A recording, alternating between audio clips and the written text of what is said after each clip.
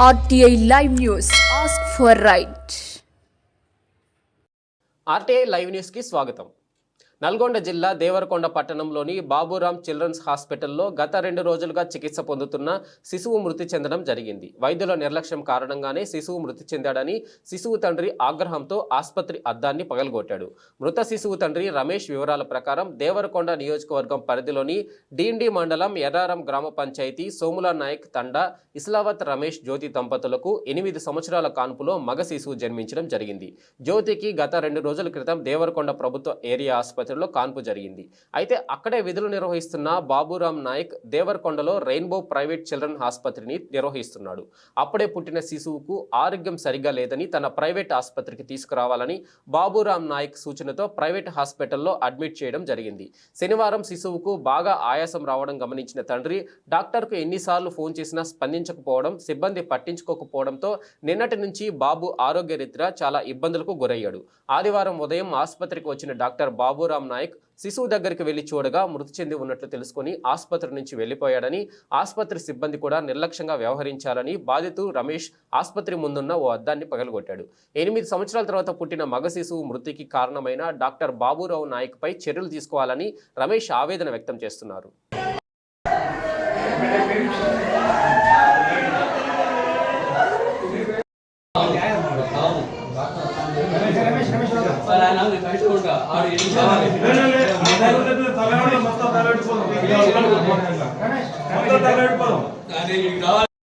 సమాధానం కావాలి, కంప్లైంట్ ఇచ్చేసి నాకు అది ఫస్ట్ నాకు సమాధానం కావాలి. ఎందుకు తెప్పించుండు 4 days అక్కడికి అయింది.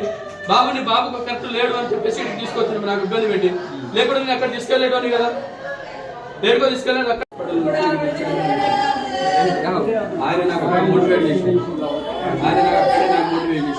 నేను ఇక్కడైతే రాలేను, నేను 12 లోపే వస్తా, తర్వాత రాను. నేనే 3వ తారీఖు డెలివరీ అయింది.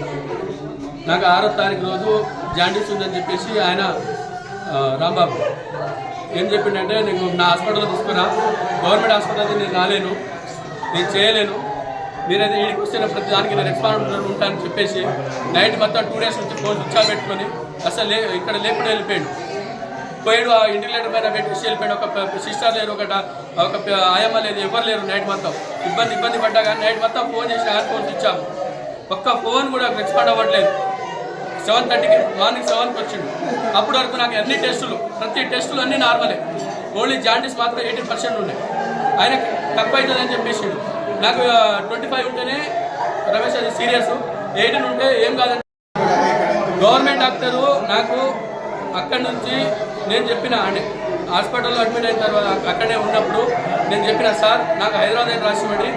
అయితే చెప్తే, లేదు బాబు నా హాస్పిటల్ నేను చూసుకుంటా, మంచిగా నేను కేర్ తీసుకుంటా అని చెప్పేసి పీడీ తీసుకొచ్చి దాదాపు 15,000 రూపాయలు బిల్ తీసుకుండు. ఓన్లీ 2 daysకే తీసేసుకుండు. రాత్రి లేడు, మొత్తం ఫోన్ స్విచ్ ఆఫ్. రాత్రి ఇంటికాడ పోయి పడుకుండు. 7కి వెళ్ళిపోయాడు సాయంత్రం. నైట్ మొత్తం ఫోన్ స్విచ్ ఆఫ్. సీరియస్ ఉందంటే ఏం చెప్పలేదు, మేమే 100 సార్లు ఫోన్ చేసినాం. ఎందుకు తెచ్చిండు, ఎందుకు రామన్నాడు, నాకు ఎందుకు ప్రాబ్లం పెట్టిండు, నా అవసరం ఏమొచ్చింది ఆయనకు, నీకు అంత చేత కాకపోతే 2 days 3 days అయింది కదా నీకు, అయినా నాకు ఇమీడియట్లీ వేరే హాస్పిటల్ రాసిస్తే వెళ్ళిపోయాడు కదా, నేను చూసుకుంటా అన్నాడు.